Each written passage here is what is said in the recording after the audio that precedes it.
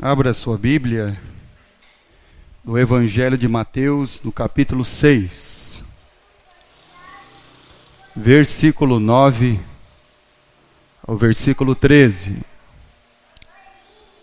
A oração pedagógica de Jesus.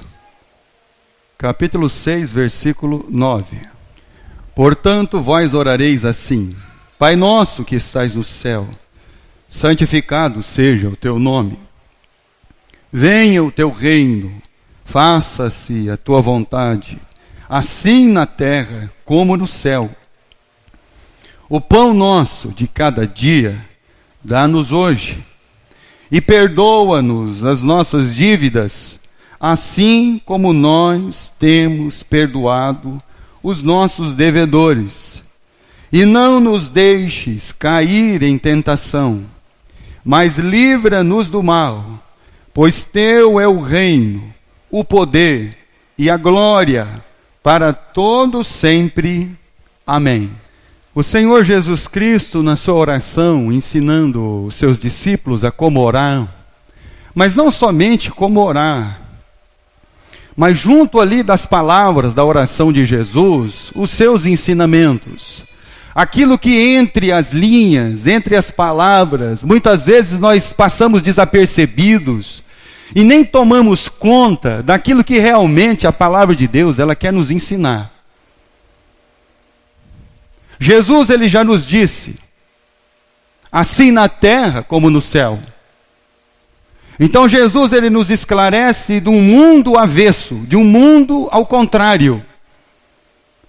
Ao passo que quando nós lemos as cartas de João, então você lê lá em 1 João 5,19, sabemos que somos de Deus. Notícia maravilhosa, você sabe que você é de Deus, isso é maravilhoso. Vírgula, e que o mundo inteiro jaz no maligno. E aí você vê o avesso entre dois mundos, aonde a vontade de Deus plenamente está estabelecida nos céus. Mas na terra, o mundo inteiro jaz no maligno, em trevas. E aí você vai notando que a vida daqueles que já sabemos que somos de Deus. Mas ainda nós estamos militando conforme as regras do mundo, jaz no maligno. Estamos lutando com as armas dos homens deste mundo. Ao passo que o apóstolo Paulo, escrevendo em 2 Coríntios 10, ele diz que apesar de nós andarmos na carne, não militamos segundo a carne. Porque as nossas armas, elas não são carnais, mas elas são espirituais. Ou seja, sabemos que somos de Deus. Então, por que muitas vezes a nossa vida, no mundo inteiro jaz no maligno, parece que o quebra-cabeça não encaixa, não dá certo. Sabe por que não dá certo? Porque nós estamos militando não segundo a plena vontade. Nós estamos militando pela nossa vontade. Pelos padrões do mundo. O padrão do mundo onde nós estamos é egoísmo. O padrão do céu é amor. O padrão do céu é paz. O padrão deste mundo é guerra. Aí você fala assim, não pastor, mas a gente não vive em guerra. É só olhar para dentro da gente. É só você olhar para você mesmo. Olha para dentro do seu coração, seja sincero. Olhe para dentro da sua alma.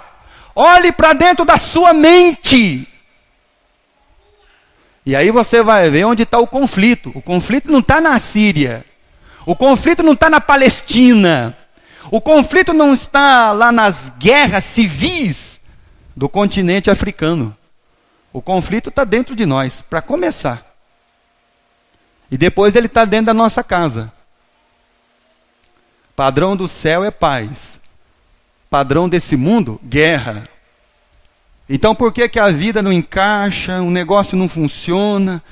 Porque nós estamos militando sobre a milícia da carne. e não do espírito. Mas Jesus, ele diz na oração, nós temos um Pai, um Deus Pai. Que Deus é nosso Pai, e não nosso algoz. Que Deus é aquele que está esperando os seus filhos baterem a cara no muro, num ditado popular mais claro, e esperando eles voltarem. O Pai Celestial é misericordioso. Muitas vezes nós não somos. Deus, ele perdoa. Muitas vezes nós não perdoamos ninguém. Nós acabamos de cantar um hino onde ele diz: traz as bênçãos do perdão. A gente canta e nem se dá por apercebido que estamos cantando.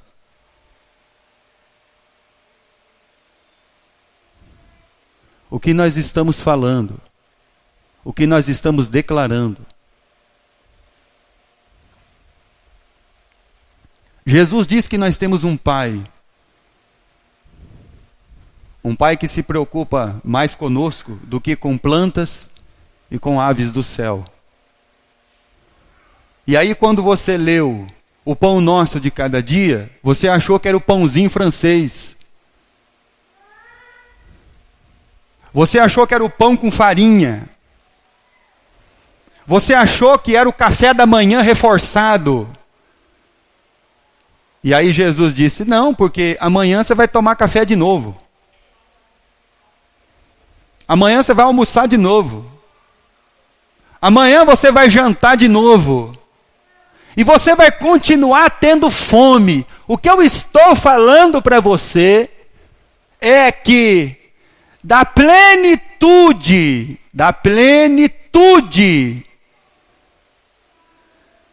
da sua satisfação, ou da satisfação, dá-nos hoje. Para que os filhos de Deus possam entrar, como diz o livro de Hebreus, no descanso. Para que você não viva ansioso pelo que há de comer, vestir ou beber. Senão, Jesus vê como que um negócio meio contraditório. Como é que Jesus ensina você a orar pelo pãozinho francês, pela roupa, pela comida e pela bebida, que você achou que era isso? E logo à frente, no versículo 25, ele diz assim, não andeis ansiosos, inquietos por essas coisas. Porque o vosso Pai sabe de todas as coisas antes que vocês peçam. Está vendo como é contraditório? Então o problema não é o pão de manhã. O problema é você se satisfazer com aquilo que Deus tem feito na sua vida. O problema é você não ser, não um inconformado, mas um descontente, um insatisfeito. Da plenitude, Senhor, da satisfação, dá-nos hoje, para que os teus filhos entrem num descanso do coração, sabendo que eles têm um Pai Celestial, que zela mais por eles do que árvores e animais. E aí Jesus continuou a oração. Versículo 12. Perdoa-nos as nossas dívidas, assim como nós temos perdoado aos nossos devedores. Quando Jesus ensina, perdoa-nos as nossas dívidas, Jesus está olhando não para a aparência dos seus discípulos, mas para a alma e o coração deles. Você nunca imagine que Jesus olhou para a aparência de alguém. Jesus olhou o mais íntimo, a alma, o coração, saber o que de fato estava correndo ali dentro das suas veias, dos seus pensamentos, daquilo que afligia o mais interior da vida. E aí Jesus, ao olhar para os seus discípulos, ele percebeu que os seus discípulos estavam sempre carregados de um peso. Um peso do quê? Um peso de culpa. Um peso de cobrança. Por que você não me ligou? Por que você não foi lá em casa? Por que você não fez isso? Por que você não faz aquilo? Todos nós aqui, meus irmãos, somos cheios de cobrança. E aí a gente dá aquela desculpa esfarrapada, porque a gente ama a pessoa. Ama nada, você está cobrando o outro, porque você acha que ele deve alguma coisa para você. Então essa desculpa que nós cobramos o outro, porque não, isso não é amor, isso é cobrança. Isso é sentimento de dívida. Isso é sensação de ser retribuído por alguma coisa. Jesus, quando olhou o mais íntimo do coração das pessoas, ele viu lá que elas andavam carregadas de culpa, de um peso, de cobrança. O patrão cobra, a esposa cobra, o marido cobra, os filhos cobram, o parente cobra, a igreja cobra. O irmão cobra você. Aí Jesus olhou e falou assim, peraí, a igreja vai ficar carregada de pessoas cheias de cobrança, de um peso, achando que elas estão em dívida com alguém, ou alguém está em dívida com eles? Nós estamos sempre prontos para cobrar as pessoas, irmãos. Ou por causa do peso da nossa consciência, ou porque nós achamos que elas devem alguma coisa para nós. Isso é um sentimento horrível. E aí você pode entender. Nós somos cobrados pela consciência, a nossa própria, aquela que Deus colocou em cada um de nós. Nós somos cobrados, até mesmo por aqueles que nos querem o mal. Nós somos cobrados por aqueles que nos querem o bem. E nós somos, irmãos, cobrados até por Satanás. Tem sempre alguém acusando a gente de dívida. Tem sempre alguém com um papelzinho, uma caderneta assinando ali, marcando o que você está devendo para ele. Evangelho de João, capítulo 8. Jesus, ao olhar o coração, o íntimo, Jesus, ele notou que os homens carregam esse sentimento de culpa de alguma coisa. Muitas vezes você tem culpa de alguma coisa dentro de você que você nem fez nada, mas você tem uma sensação de culpa. Culpa do quê? É como se você estivesse assinando papéis em branco. Capítulo 8, do Evangelho de João, versículo 10. Erguendo-se Jesus e não vendo ninguém mais além da mulher, perguntou-lhe, mulher, aonde estão os teus acusadores? Ninguém te condenou? Aonde estão aquelas pessoas, mulher, que estavam com o dedo apontado para você, dizendo que você era pecadora, e que a palavra de Deus dizia isso, não é? E que tinha que fazer aquilo, porque estava escrito, tem que apedrejar. Aonde eles estão? Cadê as pessoas que estavam te acusando até agora? Os acusadores se sentiram acusados pela sua consciência. E a Bíblia diz que deixando cada um as suas pedras, saíram da presença de Jesus e da mulher. Perdoa, Senhor, os nossos pecados. Você pode ouvir muitas vozes, dos bons, dos maus, e você pode ouvir a voz de Satanás. Apocalipse, capítulo 12, versículo 10. E então, ouvi grande voz do céu proclamando, agora veio salvação, o poder, o reino do nosso Deus e a autoridade do seu Cristo, pois foi expulso o acusador de nossos irmãos, o mesmo que os acusa de dia e de noite diante do nosso Deus.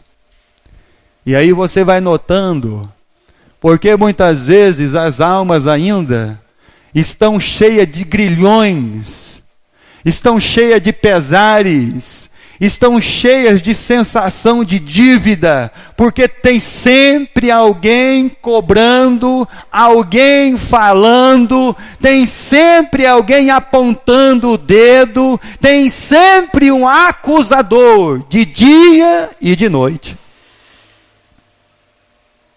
dizendo o que nós estamos fazendo de errado. A igreja de Jesus Cristo é a igreja que se estabelece um evangelho pelo perdão. É aquela igreja que Jesus, quando olhou lá para a mulher de Samaria e falou para ela que o Pai procura os verdadeiros adoradores, que o verdadeiro adorador seriam aqueles que seriam capazes de sentar no mesmo banco, apesar de todas as suas diferenças, seja de Jerusalém, seja da montanha da Samaria, eles pudessem se sentar junto e adorar a Deus, sem medo do que o outro poderia fazer com ele. Nossos pais disseram que esse povo aí, aí a conversar com o judeu, nossos pais nos ensinaram que esses impuros, nós não devemos nem sentar com eles. Peso de culpa. Tem sempre alguém achando que nós temos uma dívida para pagar. Por isso Jesus, ao olhar para o coração, vocês estão muito pesarosos. Então eu vou ensinar vocês. Perdoa, Pai, as nossas ofensas, as nossas dívidas. A igreja de Jesus Cristo, ela não trabalha o que você merece e nem o que eu mereço. A igreja de Jesus Cristo não é movida por mérito ou demérito. Mérito que, se você for um crente que passa a ler mais a Bíblia, orar mais, jejuar mais, Deus vai te abençoar mais. E o demérito, quando você deixa de fazer isso, Deus para de te abençoar. Se é assim, irmão, então Deus é movido à base de barganha. E o nosso Deus não é movido por mérito ou demérito. Quando Deus derrama a chuva, Ele não derrama a chuva somente na casa, na cidade e no campo daquele que o conhece. Tanto é que o salmista, no Salmo 73, que conhecia Deus, estava todo perturbado, porque ele encontrava pessoas e homens ímpios que estavam prosperando, não ficavam nem doentes e não conheciam a Deus. Você não pode fazer confusão das bênçãos que Deus abençoa os homens com salvação. É por isso que nós desmerecemos a vida eterna, porque na verdade nós estamos querendo não saber de vida eterna, mas de sermos finalmente abençoados. Então essa conversa de que Deus não me dá o que eu mereço, isso não é diálogo do reino de Deus. Deus nem escuta isso. Deus não trata através dessas palavras. Deus não trata através desses termos. Deus não trabalha nem em ouvir isso. Lucas capítulo 18, versículo 9. Quem vive tentando falar com Deus dessa maneira, não fala com Deus. Propôs também esta parábola a alguns que confiavam em si mesmos, por se considerarem justos, e desprezavam os outros. 2 homens subiram ao templo com o propósito de orar, um fariseu e o outro publicano. O fariseu, posto em pé, orava de si para si mesmo. Deus, ele não conversa, Deus, ele não vai ouvir esse tipo de conversa. Essa conversa de mérito, essa conversa do que eu mereço, essa conversa do que Deus tem que me dar, como se Deus estivesse devendo alguma coisa para nós. Dá uma impressão de que quando nós vamos falar com Deus, Deus está em dívida com a nossa vida. Deus não está devendo nada para nós. Por isso que esse tipo de conversa, você fala consigo mesmo, e o apóstolo Paulo diz que você fala ao vento, você fala ao ar. Porque Deus não troca palavras aí. De si para si mesmo. E aí quando você ouve a seguinte frase: vai ficar por isso mesmo, pastor? É a pessoa que está achando que alguém tem dívida com ela. Vai ficar por isso mesmo? É quando você tem a sensação de retribuição e de mérito, achando que você merece alguma coisa. Ao passo que não. Então, quando você ouvir essas palavrinhas assim, você já sabe com que tipo de coração você está tratando e lidando. O grande mistério do reino de Deus não é muitas vezes compreendido por nós. 2 Coríntios capítulo 5. O grande mistério do reino de Deus, da igreja de Jesus Cristo, muitas vezes foge à nossa compreensão humana e natural das coisas. Capítulo 5 de 2 aos Coríntios, versículo 18.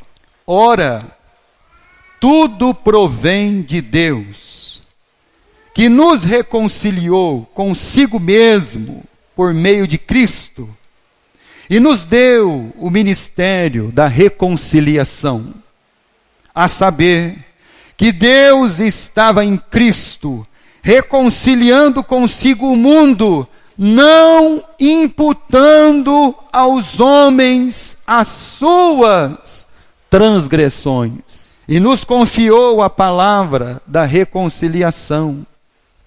De sorte, versículo 20, que somos embaixadores em nome de Cristo, como se Deus exortasse por nosso intermédio, em nome de Cristo, pois rogamos que vos reconcilieis com Deus. Aquele que não conheceu pecado, Ele o fez pecado por nós, para que nele fôssemos feitos justiça de Deus. Então esse é todo o mistério do Evangelho, que não entra na nossa mente e no nosso coração. Que como Deus pode reconciliar homens, não imputando a ele as suas transgressões, e fazendo daquele que não conheceu o pecado, pecado por nós, e nos tratando segundo a sua justiça, e não segundo uma justiça de retribuição. Esse é o mistério do Evangelho. Esse aqui é as bênçãos do perdão da igreja de Jesus Cristo. Ao passo que ao olharmos para os nossos irmãos, cada um deles, nós vamos encontrar pecado, faltas, mas nem por isso eles deixarão de ser nossos irmãos em Cristo Jesus. Nem por isso eles não herdarão o reino dos céus. E nem por isso nós tomaremos os seus caminhos.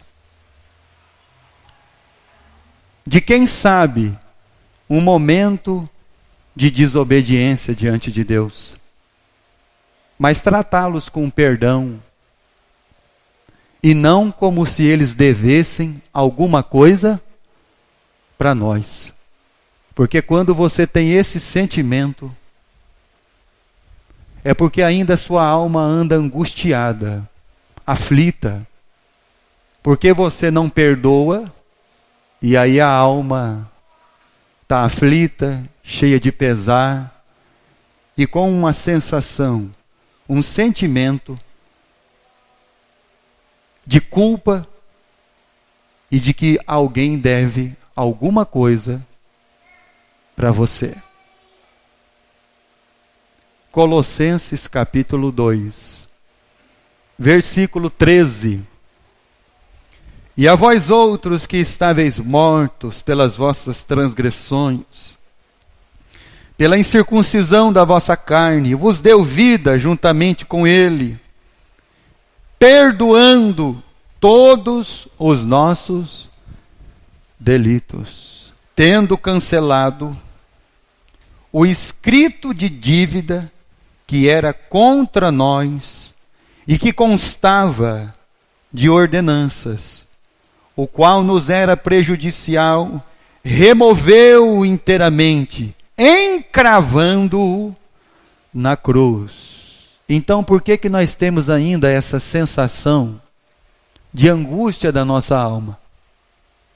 É porque nós temos dificuldade de entender, compreender e vivenciar como que Deus pode nos perdoar. Será que isso é possível? Deus perdoar a malignidade do nosso coração? Deus não imputar a nós as nossas transgressões?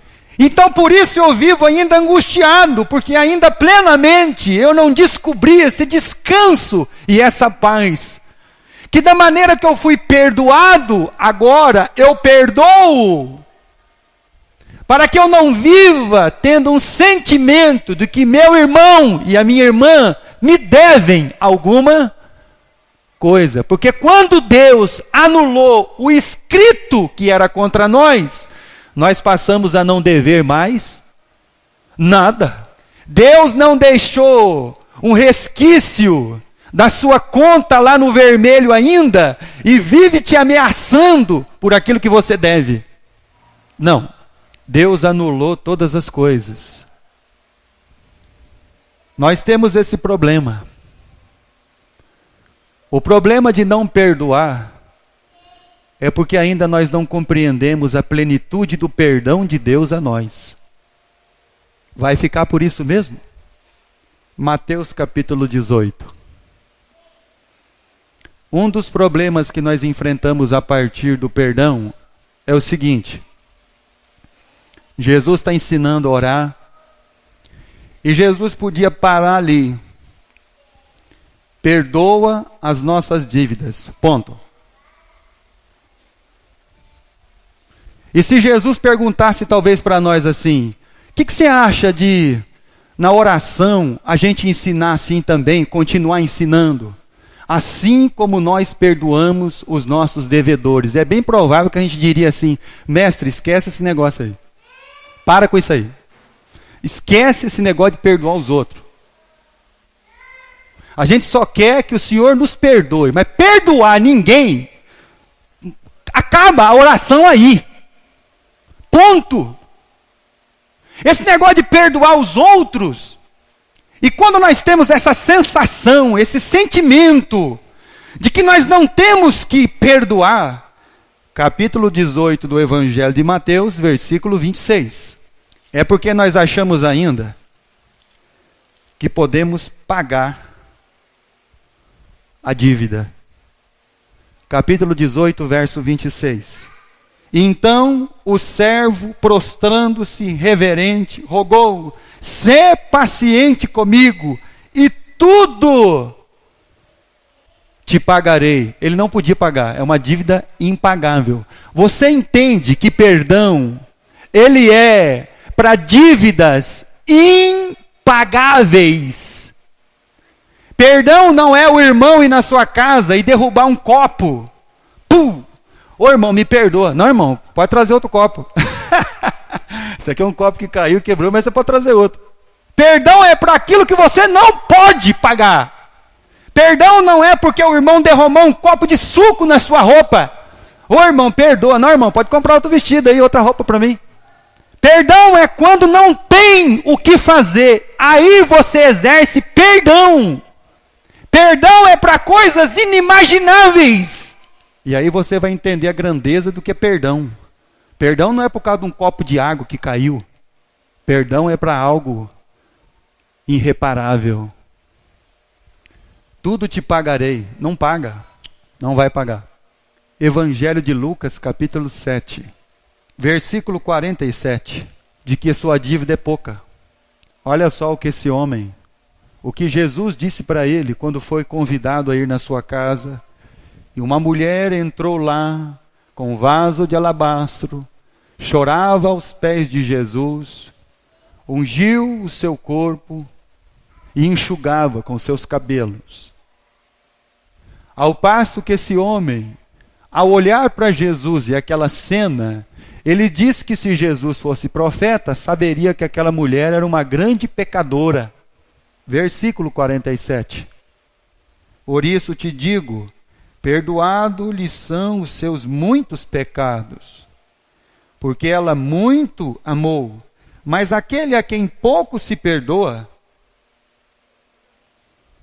aquele a quem acha que Deus perdoou muito pouco ele, porque ele cometeu muito pouco pecado, pouco ele vai amar, porque ele acha que a dívida dele, no final das contas, ele poderia pagar. Muitas vezes a gente tem a sensação de que a nossa dívida, quando Deus nos perdoou, era pouca. Não, era impagável. Perdoa as nossas dívidas, como nós perdoamos os nossos devedores.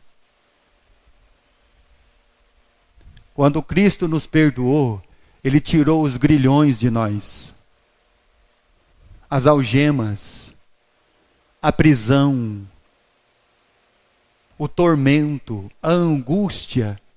E agora, Cristo, no seu ensinamento da oração, Ele nos ensina a sermos pessoas libertadoras. É aquela pessoa que não põe uma algema no irmão, um grilhão, e cobra ele diariamente, a todo tempo, o tempo todo. Não, irmão, a gente liberta ele.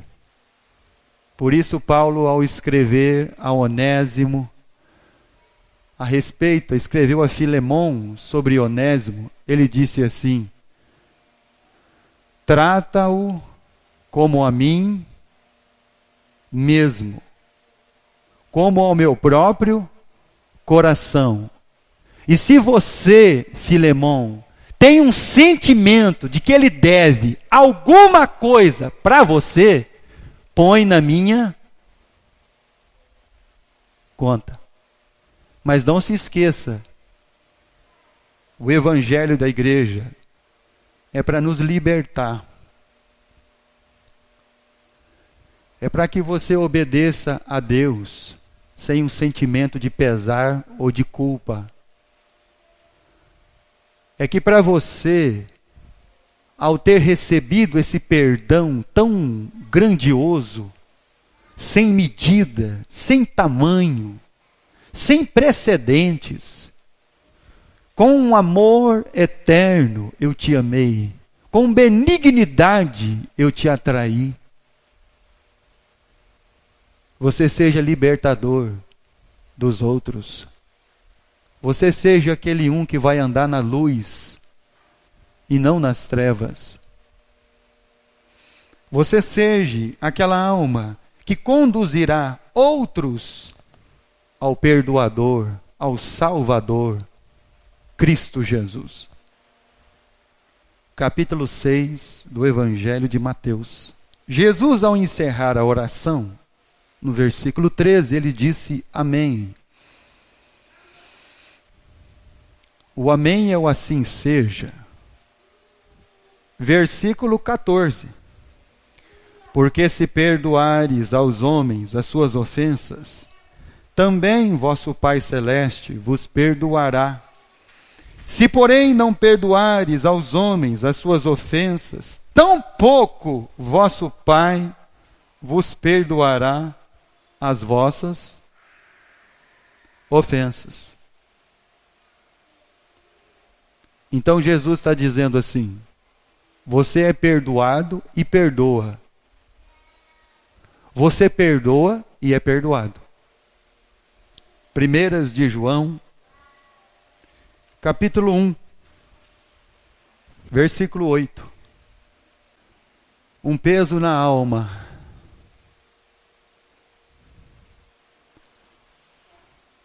Isso é o que a oração de Jesus está nos ensinando. Temos um peso na alma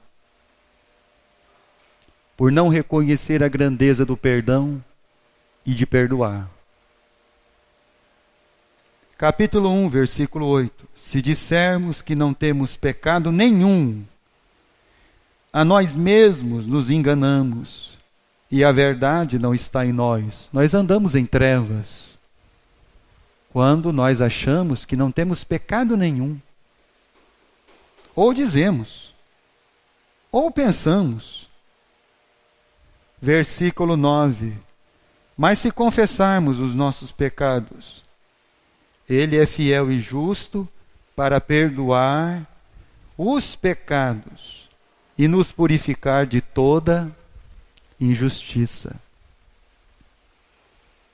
É quando você está na luz e vai falar com o Pai Celestial: Pai, perdoa o meu pecado. Qual pecado, filho? Não, todos os meus pecados. Não, filho, eu quero saber qual pecado. Aquele olhar impuro que você teve. Qual pecado, filho? Aquela mulher que passou e você olhou? Aquele ódio que você sentiu no coração, filho? Qual pecado, filho? Aquela avareza que te consome? Qual pecado, filho? Aquele orgulho que te sufoca? Qual pecado, filho? Confessa o pecado, filho. Fala para o Pai. Quando a gente vai conversar com o Pai, tem que ser assim. Versículo 9. Ele é fiel e justo para nos perdoar os pecados e nos purificar de toda injustiça, se confessarmos. Versículo 7. Se, porém, nós confessarmos e andarmos na luz, como Ele na luz está, mantemos comunhão uns com os outros, e o sangue de Jesus, seu Filho, nos purifica de todo. Então, por que a gente consegue manter comunhão? E por que Deus tem comunhão conosco? Por causa do perdão. Por que nós temos comunhão uns com os outros? Porque Deus nos perdoou e da mesma maneira nós perdoamos. Os irmãos nos perdoam e nós perdoamos. Por isso que nós temos comunhão. E apesar dos nossos pecados, andamos na luz. Se confessarmos eles. O sangue de Jesus Cristo, seu Filho, nos purifica de todo o pecado. Graças a Deus. Você que ainda tem sua alma pesarosa, cheia de dívidas, eu creio que chegou o momento de você se encontrar com aquele que nos perdoa o impagável. Cristo Jesus. Chegou o momento de você encontrar com aquele que tem uma dívida, mas que Ele pode perdoar os nossos pecados. Para que você seja um libertador do seu irmão e do seu próximo. para que você não viva mais angustiado e com um sentimento, com uma sensação de que você está devendo alguma coisa para alguém e que alguém está devendo alguma coisa para você. Mas que você agora tem um coração livre. Que Deus nos abençoe e ilumine o nosso entendimento para a verdade da sua palavra.